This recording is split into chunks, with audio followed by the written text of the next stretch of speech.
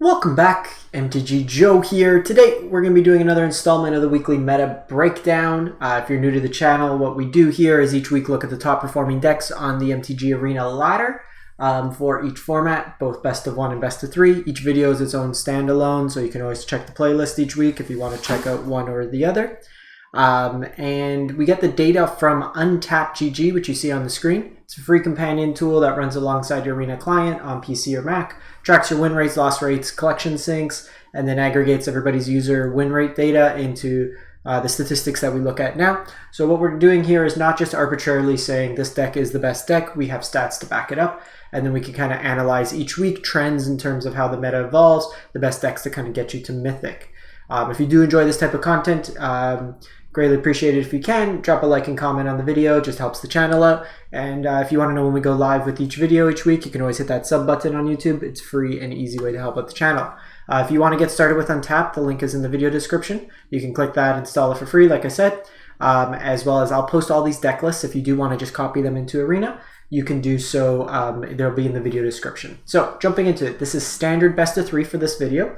We are looking at the week of June 19th to the 26th, 7-day span, best of 3, platinum to mythic rank. So we do this because it's the rank where a win and a loss counts for the same. And there's 22,000 matches of Magic that were played, so between 44 and 66,000 games of Magic. And jumping into it, Jeskai Hinata is just smacking the meta, 71%. And this is kind of an ode to, you know, we have the Is It decks, and then we have everything else. We've seen it through various other broken cards. The core of Expressive Iteration and Goldspan Dragon continue to be an empowered kind of meta-defining deck. So what this deck is really trying to do is use Hinata, Dawn Crowned, in addition to stuff like Magma Opus or other targeting spells that reduce the cost, and as well as tax your opponent. With Hinata out, technically Magma Opus could cost as little as 2 mana. You're also then playing Fable the Mirror Breaker to kind of hold the deck together, lets you loot, lets you copy gold spans, gives you another creature, so a lot of utility with the deck there. In your sideboard, you have Flame Blessed Bolt for removal, Disdainful Stroke versus like the big mana decks, kind of the mirror, stuff like that. For the counterspell decks, you have Hullbreaker Horror, that would likely come in some numbers in place of Hinata or Goldspan Dragon. Since most decks will bring in stuff like Disdainful Stroke, you just kind of one-up them with counterspells. More protection spells or big creature removal, good in the mirror. Reckoner Bankbuster for the grind matchups, and then like you have your 5 pieces of burn for the more aggressively creature slanted decks. So that's the deck there, Jeskai Hinata. And the deck that typically does the best against Jeskai Hinata is Mono Green Stompy, which we see as the second place deck. 66% win rate for this deck. And we've seen many variations over the last like year and a half, 2 years of Mono Green. And this version here, what we really want to see is what's the two drop configuration. Sometimes they'll have Rangers class, sometimes they don't. Sometimes they'll have Sculptor Winter, sometimes they don't. Sometimes they'll be on Ascendant Pack Leader, sometimes they don't. So this version here, we see the early ramp, and you're really trying to play out these 4 drops on turn 3 thanks to Sculptor of Winter. Chariot can kind of run away with games. Oofenwald Oddity is a big creature with haste. Invoke the Ancients on the top end gives you a lot of good 4-5 with Reach, for example. Very good against the Hinata deck. You can copy those with Chariot as well. Notably, if you copy them with Chariot, you get a 4-5, but you don't get the additional counter on it. That's a separate ability of the Invoke the Ancients. You got card advantage in Werewolf Pack Leader and Rangers class, fight spells in Inscription of Abundance and Blizzard's Brawl. Gold Growth Troll, just a hard to deal with threat that kind of leaves another body behind or ramps you. And then some protection spells in Tamiyo Safekeeping. Mana base wise, 3 layers, 2 Bezejus, and the rest snow covered forests because it matters for Blizzard's Brawl. Sideboard wise, you got another Bezeju for like the Runes matchup if you ever run into it. Froghemoth for graveyard decks or just another hasty creature. Bankbuster for when you want to grind. Outland Liberator, good threat against either like the control decks, wedding announcement style decks, anything like that. Master's Rebuke for more removal. Mass Vandal when you need artifact or enchantment hate. Devouring Tendrils is more fight spells, and then Snakeskin Veil as protection spells versus the heavy removal based decks. So that is Mono Green Stompy Stomps. Up next, Esper Midrange. Esper Midrange is a 64.5%, so 65% win rate deck. And this is the list very similar to what we saw in part at the various set championships. It's built around the core of Rafine Scheming Seer. Lets you connive through your deck, get rid of the cards you don't want, and then there's cards that could come back from the graveyard, stuff like Tenacious Underdog, you get utility out of it. So some play with that. You're also using stuff like Obscura Interceptor to kind of tempo out your opponent. A lot of removal and counters, so you got Disdainful Strokes, Make This Appears, Grasps, Vanishing Verse. You can go kind of aggressive in this deck, or you can play more controlling. So it's a true mid-range style strategy. Typically mid-range kind of plays around that. You can have the games where you go Aspirant on 2, Seer on 3, you just kind of run away with the deck. You got card advantage with like Kaido, Wedding Announcement technically is card advantage, body advantage. You got Wandering Emperors, removal as well. Legion Angels, pseudo card advantage in a sense, because you can pull more Legion Angels from your sideboard. And then some Emeria calls there. The sideboard is really just a mix of removal and counters, depending on what you need to do. Duress, like Ray versus Hinata, you got your counters versus the Hinata deck versus low to the ground aggressive decks. You have sweepers, you have like Go Blank. Archon of Emeria is also good against like the Show of Confidence version, Portable Hold versus aggro decks. So you got some variety of spells in that deck as well. From Esper to Orzhov. So this is a similar idea, but with the Esper deck, we're seeing it at a couple percentage points higher, and that's part because you get the access to the blue mana, which helps you in these kind of Izzet decks to counter their bigger spells.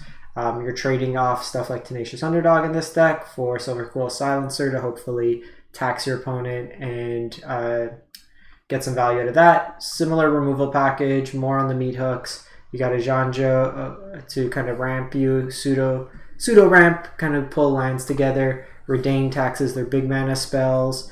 Henrika is like a life linker, sacker kind of thing. Got some copies of Elspeth that also helps you find any of these small drops. Lulth on the top end as well. Similarly, you have the kind of approach of Artifact Enchantment, Planeswalker Hate, like control style matchups, the Hinata matchup. You bring in your Duresses, your Rays. Archon of Emeria attacks your opponent, especially both on lands and spells cast. Trespassers are harder to kill threat. You got Crippling Fear as another sweeper. Humiliate as another kind of duress style effect. So that is black-white Orzhov midrange. Then we got Temur control. So this is an Izzet splash. I don't have my camera on. You can't see me do air quotes. It's an Izzet deck that's like, hey, what if we just splash for green, green, green? That's an easy splash, and kind of is, because you have Goldspans and Galazettes to make treasure tokens with this deck. And really what you're trying to do here, control the game early, very much akin to the Hinata deck. Ideally, you flip a Mirror Breaker, and then you copy Titan of Industries, and you laugh hysterically at your opponent. You have Burn Down the House and Battle of Frost and Fire as sweepers in this particular build. Hits your dragons, but it keeps your Titan alive. You're able to kind of splash this fairly easy off like the pathways and the slow lands. Sideboard wise, you got good anti-control cards, Coma and Hullbreaker Horror. Esko's Chariot allows multiple bodies, lets you grind as well. Prismari Command, good in terms of like looting effects. So typically in matchups where they'll have like counter spells, you'll swap these out for these. Against like more aggressive decks, Titan tends to be a little bit better. And then you're just similar package, some removal, some grind cards and like Reckoner Bankbuster, and then some counter spells as well mixed into there. Jund Control. Jund, I'd call it more mid-range than Control, 61%, and this is really kind of a Blitz sub-theme deck. So Jund, good stuff. So Kalain kind of buffs your team with treasures. You got like Riveteers, Requestioner, I can't pronounce that word.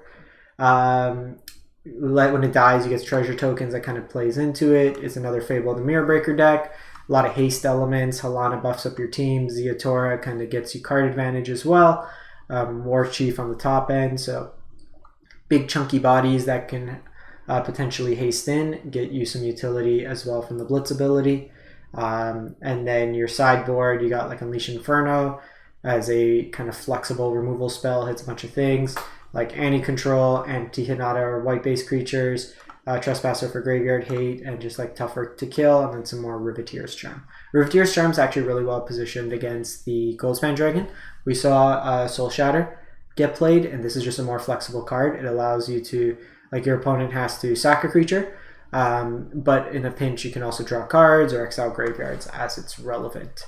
You'll see quickly here, if I want to build this deck, and those mentioned in the collection syncing with Arena and Untapped, I'm missing 3 Zeotora Envoys. If I want to build it, I can kind of hover here. I have 33 rares, so it's fairly easy build option for me. And then lastly, Boros Aggro. So this is the Boros Burn, Boros Aggro style deck that's dominating best of 1. Lots of haste creatures, lots of kind of modify synergy. You have Hopeful Initiate, Kumano that kind of puts counters on itself or other creatures. Bloodthirsty can flash back all your 8 burn spells, but also is just a good haste creature that can get counters. Luminarch buffs the team. Sunrise Cavalier gets buffed, also has Trample and Haste. Thundering Raiju puts counters on stuff. Then your post board, you got more removal. Valiant attacks your opponent. Angel Fire and like the creature mirrors, and then Elite Spellbinder attacks. So kind of a mono white kind of tack shell post board with like a lot of haste elements of red, and then burn and like solid removal. I like this deck in best of 1. I haven't played much best of 3 with it. In any case, that is it for the week. Let me know what you think, what you're playing in standard best of 3. If you're interested in best of 1 standard, there'll be a separate video, and we'll kind of go from there. If you're interested in explore historic, we'll also have those videos up this week, and you can check it out. In any case, thanks for watching. Hope you have a great one, and see you next time.